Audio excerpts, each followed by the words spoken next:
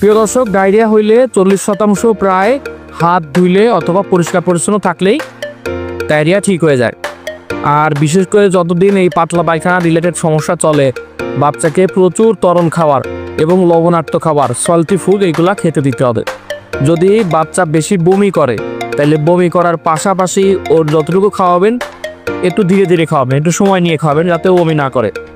এই সময় পাতলা পায়খানা হলে খাবারের পাশাপাশি, বুকের দুধের পাশাপাশি বাড়তি খাবার, ফলের রস, একদম তাজা ফলের রস, এটা খাওয়ালে পটাশিয়ামের ঘাটতি পূরণ হয়ে যায়।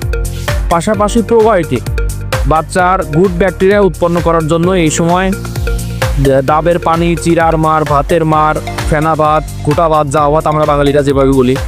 পাশাপাশি দেখা যাচ্ছে যে ওকে প্রোবায়োটিক সমৃদ্ধ খাবার যেমন টক দই, তারপরে কাঁচ কলা অথবা পাকা কলা, এতে আয়রন, ক্যালসিয়াম, জিঙ্ক, ফসফরাস এগুলো আছে।